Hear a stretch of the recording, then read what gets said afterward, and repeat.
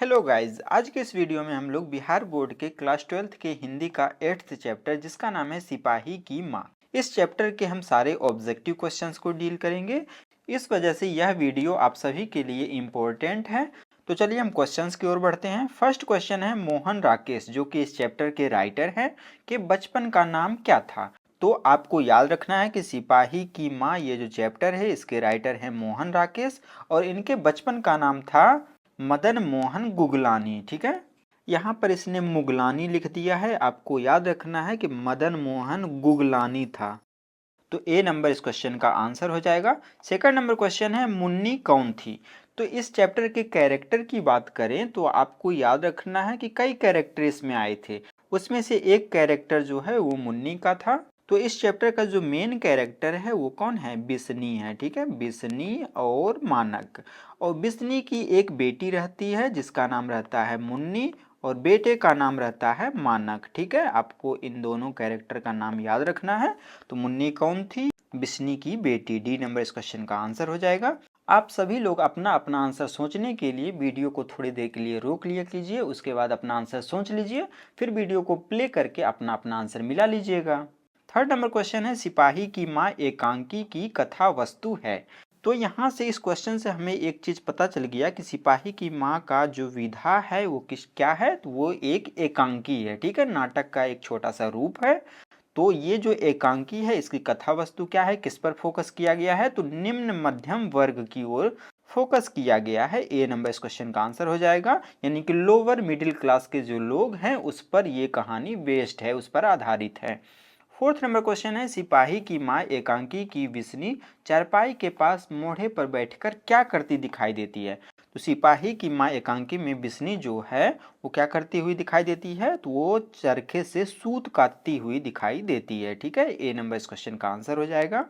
Next question है, Rangoon कहाँ है। रंगून कहाँ है, तो आपको याद रखना है कि रंगून जो है वो वर्मा में है। बी नंबर इस क्वेश्चन का आंसर हो जाएगा। वर्मा से ही दो लड़कियां आती हैं और उनका बेटा यानी कि बिस्नी का जो बेटा रहता है मानक, वो भी कहाँ जाता है, वो भी वर्मा ही जाता है युद्ध लड़ने के लिए।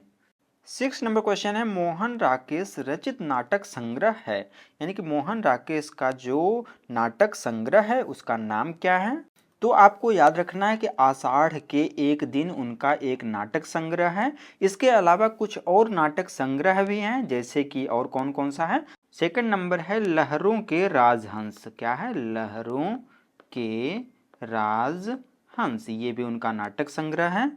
इसके अलावा एक और नाटक संग्रह है जिसका नाम है आधे अधूरे। इन तीनों को आपको याद रखना है, ये सब के सब जो है मोहन राकेश के क्या है, नाटक संग्रह हैं।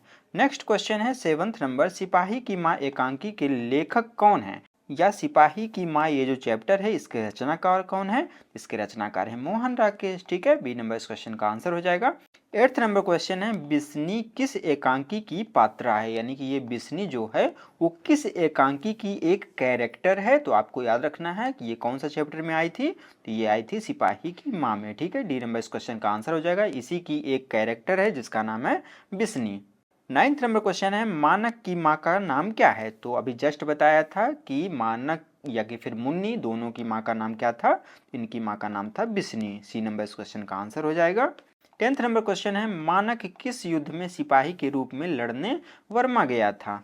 तो आपको याद रखना है कि उस समय सेकंड वर्ल्ड वॉर चल रहा था, द्वितीय विश्व युद्ध चल रहा था, जिसमें मानक जो है वो लड़ने के लिए गया था, द्वितीय विश्व युद्ध। 11th नंबर क्वेश्चन है, सिपाही की माँ एकांकी में किसकी कथा वस्तु प्रस्तुत की गई है।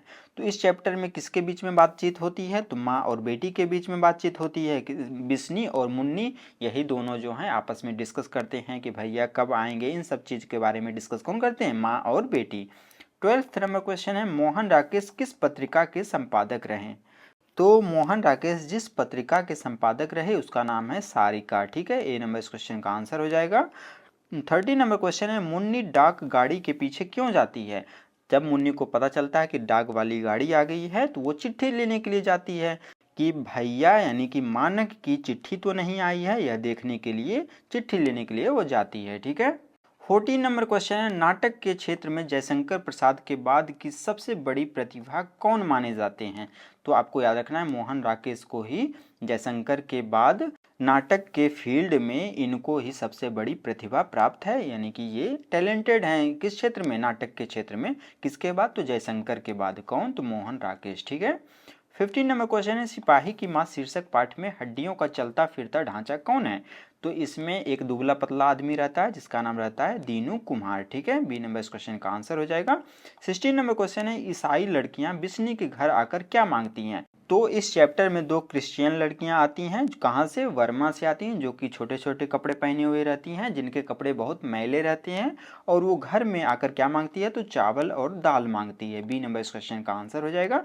17 नंबर क्वेश्चन है, 13 दिनों तक हम लोग भूखे प्यासे जंगली रास्तों में चलते रहे, ये किसने कहा था? तो वही दोनों लड़कियां जो वर्मा से भाग कर आई थी, वो बताती हैं अपना जर्नी के बारे में, अपनी यात्रा के बारे में कि कैसे कैसे वो आई। तो वही बोलती हैं कि 13 दिन हम लोग भूखे प्यासे जंगली रास्तों से चलकर यहाँ पर आए हैं। तो कौन बोलती हैं? ईसाई लड़की, यानी कि सी नंबर इस क्वेश्चन का आंसर हो जाएगा। 18 नंबर क्वेश्चन है, मोहन राकेश किस आंदोलन के प्रमुख हस्ताक्षर थे? तो आपको याद रखना है मोहन राकेश जो है वो नई कहानी आंदोलन के जो हैं वो क्या थे? प्रमुख हस्ताक्षर थे। 19 नंबर क्वेश्चन है, निम्नलिखित में से कौन सी रचना मोहन राकेश की है? तो इसका right answer option number c हो जाएगा, ना आने वाला कल। इसकी विधा पूछ ली, ये क्या है? तो ये एक उपन्यास है। ठीक है, तो ना आने वाला कल जो है उपन्यास है, जो कि किसके द्वारा लिखा गया था? मोहन राकेश के द्वारा। 20 नंबर क्वेश्चन है, किसकी माँ पागल हो गई है? तो मानक का पीछा करते हुए एक सिपाही आता है और वो बोलता है कि मेरी माँ पागल हो गई है। कौन बोलता है? सिपाही बोलता है। ठीक है, बी नंबर इस क्वेश्चन का आंसर हो जाएगा। वो ये बात भी बोलता है कि उसकी वाइफ जो है, यानी कि पत्नी जो है, वो बेवा होने की स्वांग रच रही है, यानी कि विधवा होने की नाटक कर रही है, सिपाही की वाइफ। ठीक है। 21 नंबर क्वेश्चन है, मुन्नी की उम्र कितनी हो गई है? तो मुन्नी की उम्र जो है वो 14 साल की थी, और तभी कुंती आती है और बोलती है, यानी कुंती कौन? उसकी पड़ोसन। वो बोलती है कि इसकी उम्र 14 साल की हो गई है और ये अब जो है वो ब्याह योग्य हो गई है, यानी कि इसकी शादी कर देनी चाहिए। 22 नंबर क्वेश्चन है, निम्नलिखित में से बिस्नी की पड़ोसन कौन है?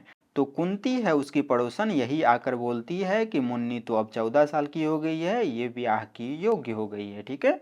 23 नंबर क्वेश्चन है, मुन्नी किस दिन मानक की चिट्ठी के आने की भविष्यवाणी करती है? तो जब वो डाक वाली गाड़ी के पास जाती है मुन्नी, और वो खाली हाथ लौट कर आती है, तब माँ यानी कि बिस्नी जो है वो सैड हो जाती है और बोलती है कि ना जाने चिट्ठी कब आएगी। तब मुन्नी बोलती है कि अभी तो नहीं आया, लेकिन मेरा ऐसा मानना है कि नेक्स्ट ट्यूसडे को, यानी कि अगले मंगल को भैया की चिट्ठी जरूर आएगी। ठीक है, डी नंबर इस क्वेश्चन का आंसर हो जाएगा। 24 नंबर क्वेश्चन है, कौन कहता है ये लाइन, मैं इसकी लाश ले जाकर चील और कौओं के आगे डाल दूंगा? तो वो सिपाही जो है वो मानक का पीछा करते हुए आता है और वही ये बात बोलता है, मैं इसकी लाश को ले जाकर, यानी कि तेरे बेटे मानक की लाश को ले जाकर चील और कौओं के आगे डाल दूंगा। तो कौन बोलता है? सिपाही बोलता है। 25 नंबर क्वेश्चन है, किसके कड़ों के मोती तारों की तरह चमकते हैं? तो आपको याद रखना है कि तारों के कड़े जो हैं वो तारों की तरह चमकते हैं। तारों कोई लड़की रहती है जो कि शायद मुन्नी की सहेली होगी या गांव की कोई लड़की होगी, जो कि अपने कड़ों को पूरे गांव में दिखाती है और वो कहती है कि मेरे कड़े जो हैं वो तारों की तरह चमकते हैं। तो किसके कड़े थे? वो तारों के कड़े थे और वो तारों की तरह चमकते थे। ठीक है। 26 नंबर क्वेश्चन है, किस पाठ में यह उद्धरण आया है, यह लाइन आया है, फौजी वह लड़ने के लिए है, वे भाग नहीं सकते, जो फौज छोड़कर भागता है उसे गोली मार दी जाती है? तो ये कौन से चैप्टर में ये लाइन आया था? तो ये आया था सिपाही की माँ में। ठीक है, और इस लाइन को किसने बोला था? तो वही दोनों लड़कियां जो वर्मा से आई थी, ठीक है, चावल और दाल मांगने, वही दोनों ये लाइन जो है बोलती हैं किसके सामने? बिस्नी के सामने।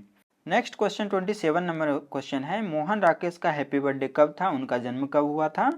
तो आपको याद रखना है कि 8 जनवरी 1925 को इनका जन्म हुआ था। 8 जनवरी 1925 को मोहन राकेश का जन्म हुआ था।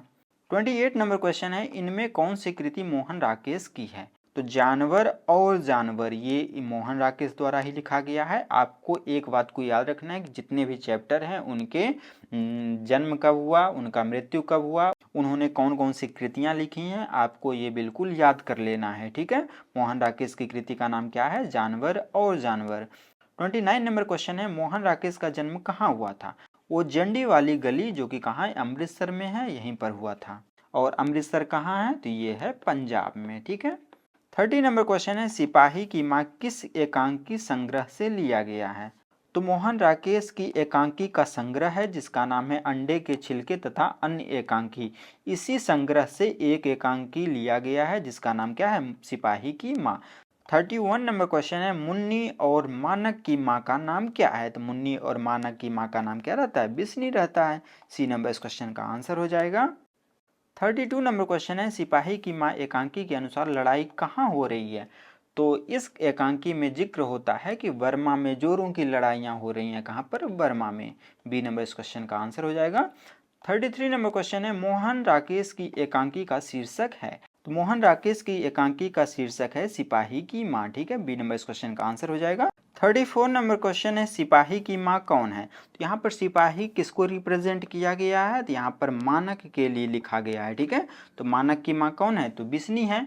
और यहाँ पर बिसन देई लिखा है, यानी कि इसी के बारे में जिक्र किया गया है। जैसे कि हम लोग गांव समाज में बिसन दीदी, जैसे कि कुंती आएगी तो वो मान लीजिए कि बिस्नी कुंती से बड़ी है, तो वो क्या कह के उसको बोलेगी, बिस्नी दीदी। तो उसको वहाँ पर उस एरिया के लोकल भाषा में या अपभ्रंश भाषा में वो बोलते होंगे बिसन देई। ठीक है, तो यहाँ पर बिस्नी के लिए ही ये वर्ड लिखा गया है। 35 नंबर क्वेश्चन है, सिपाही की माँ एकांकी में कुंती कौन है। तो ये बिसन देई यानी कि बिस्नी की पड़ोसन है। तो बिसन देई की बहन नहीं है, पड़ोसन है। हाँ, ये पड़ोसिन है। सी नंबर इस क्वेश्चन का आंसर हो जाएगा। 36 एंड लास्ट क्वेश्चन है। इस क्वेश्चन का आंसर जानने से पहले यदि आप हमारे चैनल पर नए हैं तो चैनल को सब्सक्राइब कर लीजिएगा, वीडियो को लाइक कर दीजिएगा और अपने फ्रेंड सर्कल में इस वीडियो को शेयर कर दीजिएगा। और आप लोग टेलीग्राम को बिल्कुल ज्वाइन कर लीजिएगा, क्योंकि वहाँ पर मैं बहुत सारे प्रैक्टिस सेट डालता रहता हूँ जो कि आप सभी के लिए इम्पोर्टेंट रहेगा। और यदि आप लोग एडवांस लेवल की इंग्लिश सीखना चाहते हैं तो मेरा एक और चैनल है, इंग्लिश एकेडमी बाय दीपक के आर। उसके प्लेलिस्ट में आपको जाना है और वहाँ पर क्लास 12th वाला जो प्लेलिस्ट है उसके वीडियोज़ को देखना है। सभी वीडियोज़ आप लोगों के लिए नहीं है। ठीक है, तो लास्ट का क्वेश्चन है, रवेश क्या होता है। तो उस चैप्टर में रवेश वर्ड का जिक्र किया गया था। रवेश जो है वो एक मोटी सूत की बुनी हुई चादर होती है जिसे ओढ़कर वो सोते हैं। ठीक है, तब तक के लिए थैंक यू, मिलते हैं अगले वीडियो में।